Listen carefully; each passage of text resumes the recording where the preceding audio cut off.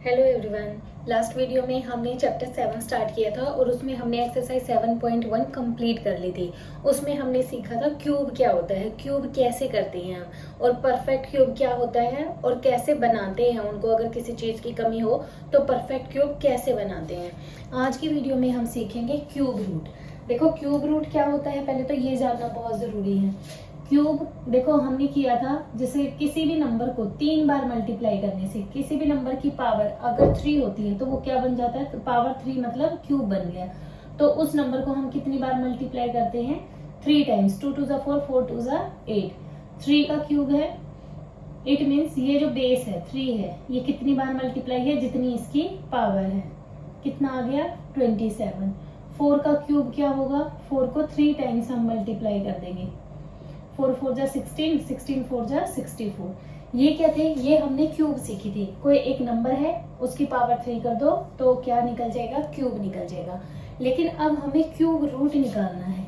आज की वीडियो में हम सीखेंगे क्यूब रूट। ये क्यूब रूट क्या होता है, कैसे निकालते हैं हम क्यूब रूट। इसमें क्या है, देखो ये जो नंबर है जैसे 8 है, हमें वो क्यूब रूट में वो नंबर लेके आना है कि 8 किस नंबर को 3 बार मल्टीप्लाई करने से आया होगा। यहाँ हमें पता है 2 को 3 बार मल्टीप्लाई करें तो 8 आए हैं। अब की बार हमें ये वाले नंबर दे रखे होंगे, क्यूब रूट जब निकालना होता है ना, तो ये वाले इधर वाले नंबर दे रखे होते हैं और इनसे हमें ये निकालना होता है कि ये किस नंबर को 3 बार मल्टीप्लाई करने से आया होगा। तो वो क्या होता है, क्यूब रूट होता है। जैसे 8 है, 8 किसको 3 बार मल्टीप्लाई करने से आया है, तो 8 हमें पता है, ये तो इजी है कि 2 को 3 बार मल्टीप्लाई करने से आया है। तो इसका मतलब 8 का क्यूब रूट क्या होगा, 8 का क्यूब रूट होगा 2। इसी तरह 27 का क्यूब रूट क्या होगा, यानी 27 किस नंबर को 3 बार मल्टीप्लाई करने से आया है, वो क्या है, 3 है। 3 को 3 बार मल्टीप्लाई करने से 27 आया है। तो cube root of 8 is 2, cube root of 27 is 3। समझ में आया। क्यूब रूट में हमें क्या निकालना है, क्यूब रूट में हमें वो नंबर निकालना है जिस नंबर को 3 बार मल्टीप्लाई करने से हमारे पास जो स्टेटमेंट है वो आई है। क्यूब रूट में हम उल्टा करते हैं, इधर से ये वाला नंबर निकालते हैं। अब ये तो हमारे सामने इजी है इसलिए हमने निकाल दिया, लेकिन अगर बड़े नंबर हों तो हम उसका क्यूब रूट कैसे निकालेंगे। उसके लिए एक ही मेथड है, कौन सा, प्राइम फैक्टराइजेशन मेथड। एक एस्टिमेशन मेथड भी है, वो हम बाद में करेंगे। पहले हम प्राइम फैक्टराइजेशन मेथड करेंगे। और ये जो सिंबल होता है ये क्यूब रूट का सिंबल होता है। देखो स्क्वायर और स्क्वायर रूट में हमने पढ़ा होगा ये वाला सिंबल, इसे क्या बोलते हैं, स्क्वायर रूट। इसकी वैल्यू क्या होती है, इसकी वैल्यू होती है 1/2 स्क्वायर रूट की। जैसे ये है √3, ठीक है, तो इसे हम क्या लिख सकते हैं, 3 की पावर 1/2।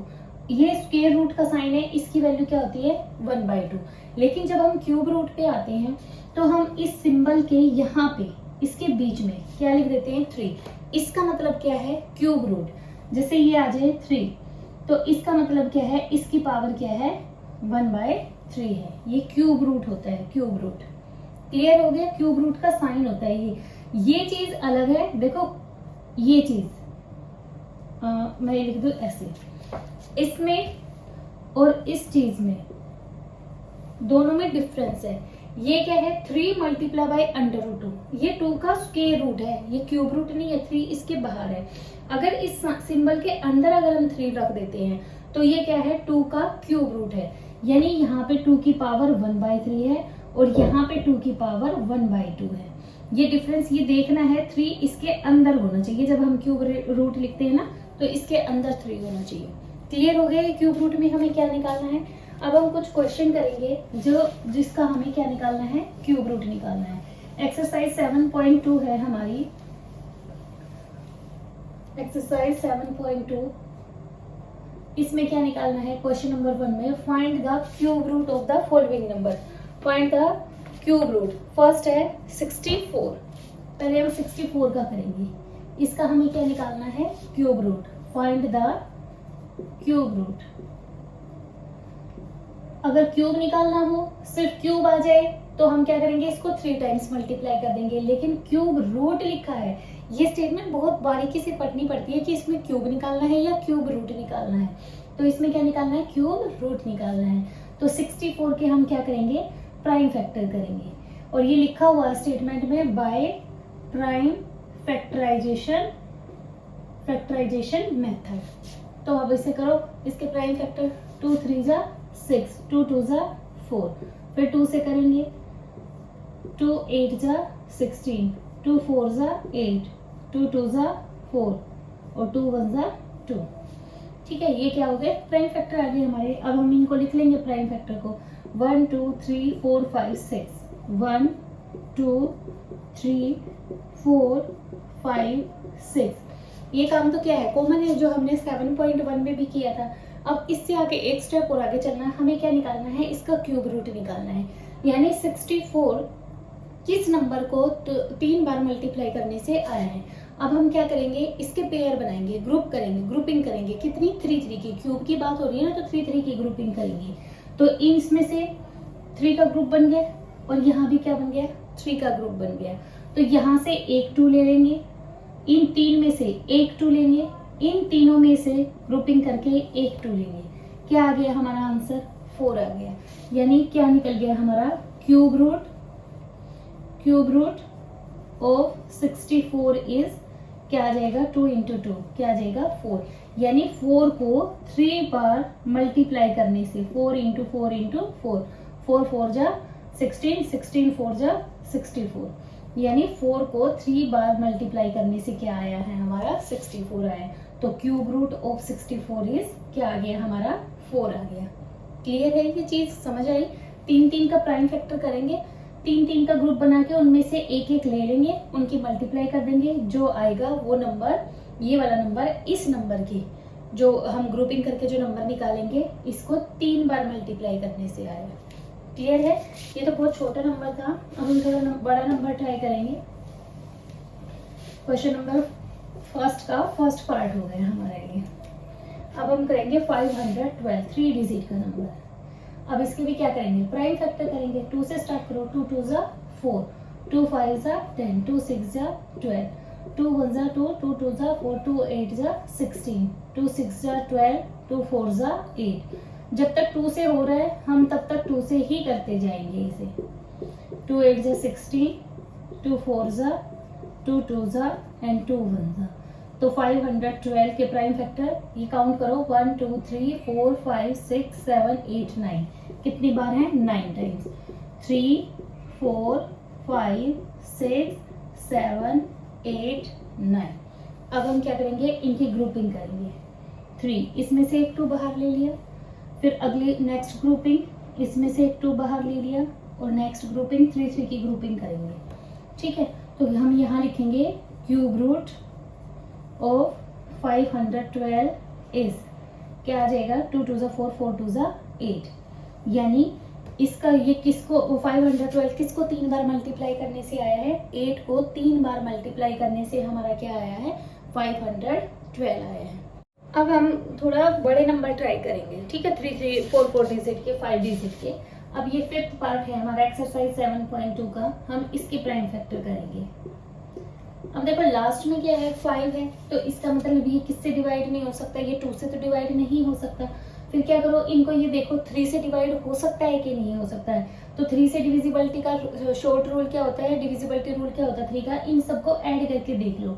अगर इन सबकी एडिशन 3 से डिवाइड होती है तो ये नंबर भी 3 से डिवाइड हो जाएगा। तो ऐड करेंगे हम इसको, क्या आ जाएगा, 1 + 5 + 6 + 2 + 5, 5 5 सा 10, 16 17 18 और 19। तो ये 3 इन सब का सम क्या आया है, 19 आया है। तो 19 तो 3 से डिवाइड हो नहीं सकता, तो इसका मतलब ये नंबर भी 3 से डिवाइड नहीं होगा। अब हम किससे करेंगे, सीधा 5 से करेंगे। 4 से नहीं कर सकते क्योंकि 4 प्राइम फैक्टर नहीं है और 4 से ही डिवाइड होगा भी नहीं। तो हम किससे करेंगे, 5 से करेंगे।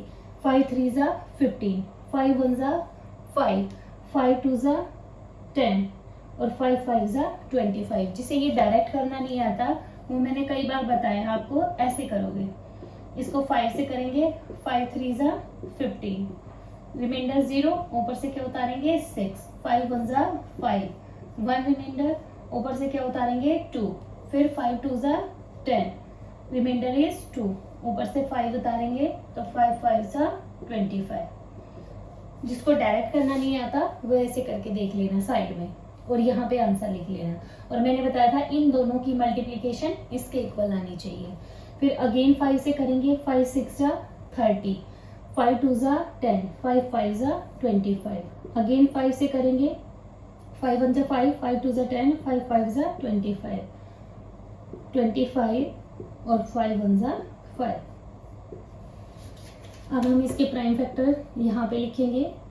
5 इंटू 5 कितनी बार है, 1 2 3 4 5 6 टाइम्स, 1 2 3 4 5 6, ये प्राइम फैक्टर हो गए। अब हम लिखेंगे cube root of 15625 is equal to क्या आ जाएगा, 3 3 की ग्रुपिंग करेंगे, इसमें से एक 5 बाहर, फिर आगे ग्रुपिंग करेंगे, इसमें से एक 5 बाहर, तो 5 5 जा 25, यानी क्यूब रूट ऑफ 15625 का क्या आ गया, क्यूब रूट 25, यानी 25 को 3 टाइम्स मल्टीप्लाई करने के बाद हमारा ये आंसर आता है। क्लियर है ये। अब हम करेंगे 9th पार्ट, इसका सारे पार्ट ऐसे ही हैं। एक्सरसाइज 7.2 के फर्स्ट क्वेश्चन में सारे पार्ट बिल्कुल सेम है, सिर्फ उसके प्राइम फैक्टराइजेशन करने हैं और हमें आंसर निकालना है। अब हम इसके प्राइम फैक्टर करेंगे, 175,616।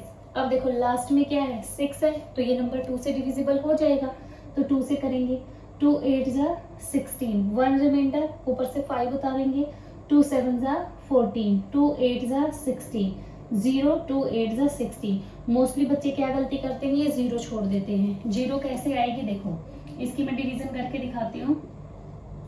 2 2 8 जा 16, 1 ऊपर से क्या उतारेंगे 5, 2 7 जा 14, 1 ऊपर से क्या उतारेंगे 6, 2 8 जा 16, रिमाइंडर 0, ऊपर से क्या उतारा 1। अब देखो रिमाइंडर यहाँ पे 0 बचा था, ऊपर से हमने क्या उतारा है 1। जैसे ही हम एक नंबर ऊपर से उतारते हैं तो हमें टेबल चलानी होती है हर हाल में।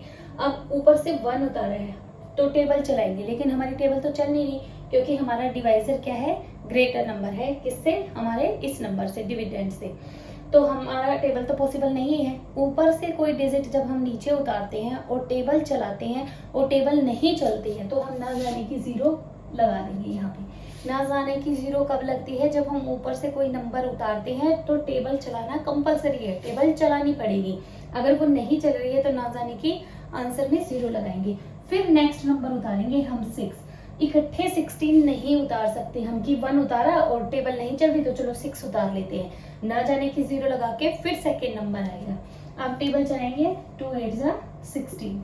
मोस्टली बच्चा यहाँ पे गलती करता है, ये 99% बच्चा 0 नहीं लगाता है वहां पे, ठीक है।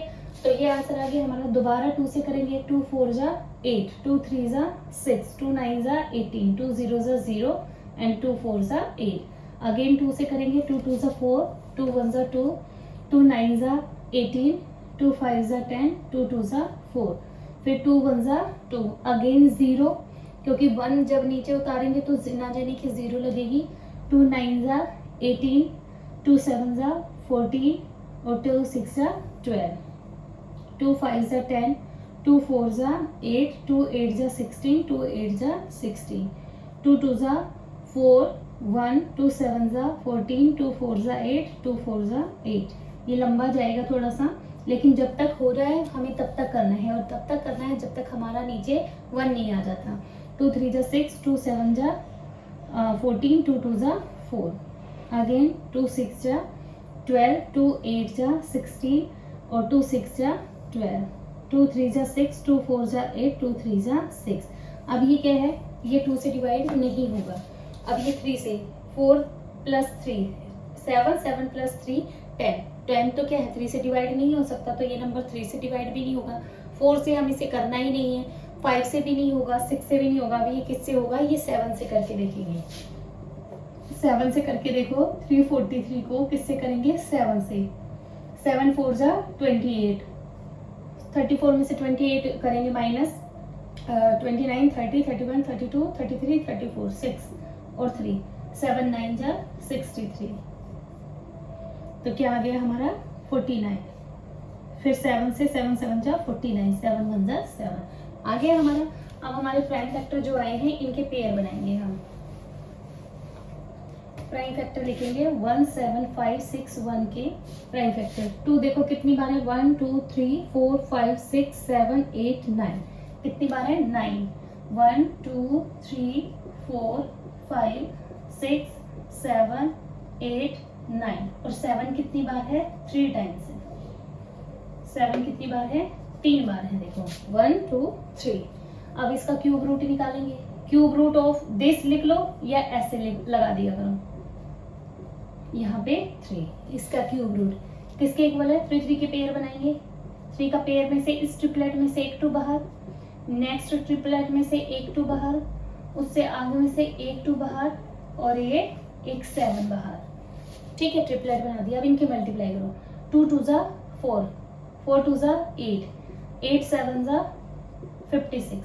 तो इसका मतलब जो हमारा ये डिजिट थी इसका क्यूब रूट क्या आ गया 56, यानी 56 को 3 बार मल्टीप्लाई करने के बाद हमारा ये आंसर आएगा। क्यूब रूट आ गया समझ में आपको प्राइम फैक्टराइजेशन से।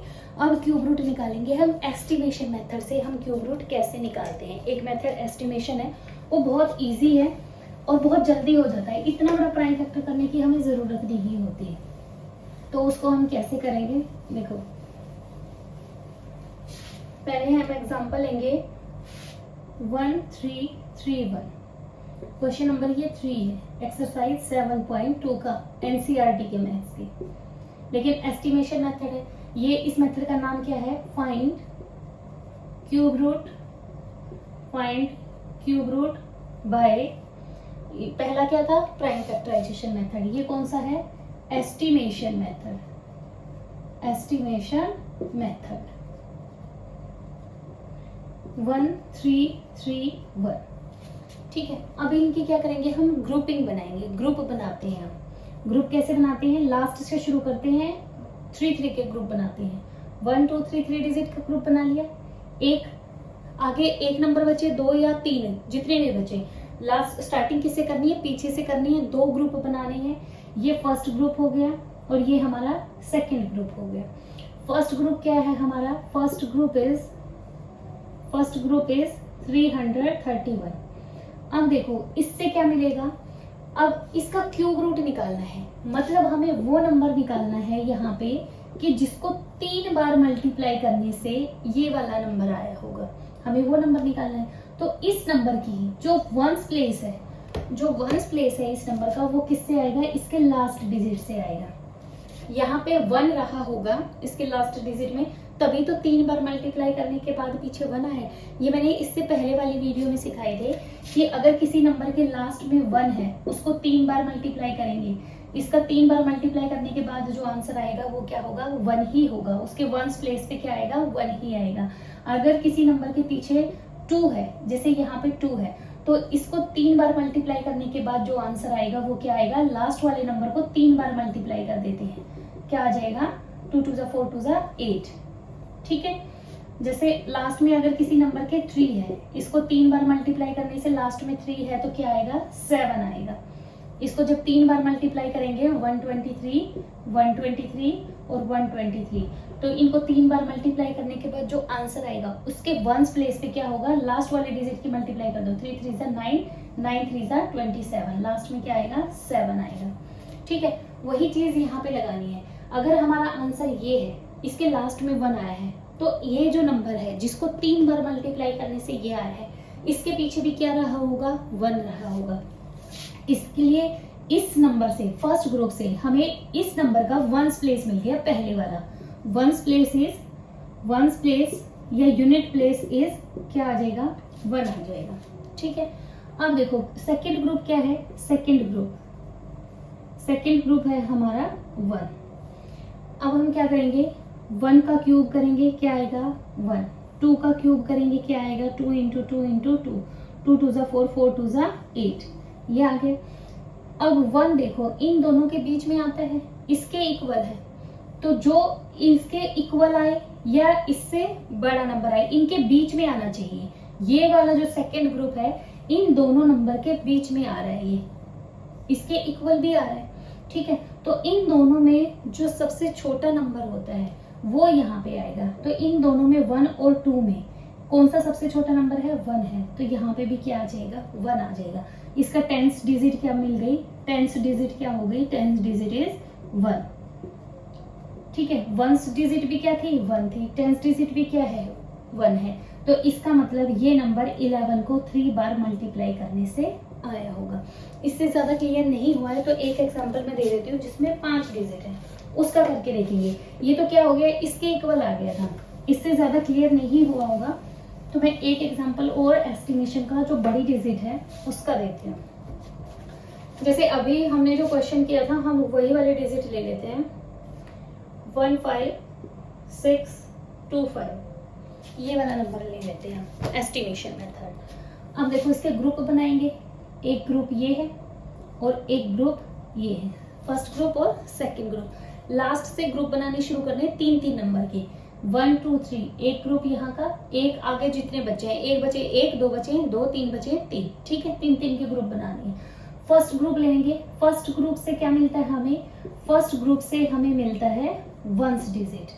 मतलब हमें क्या निकालना है कि यहाँ पे कुछ नंबर है, उसको 3 बार मल्टीप्लाई करने से ये नंबर आया है।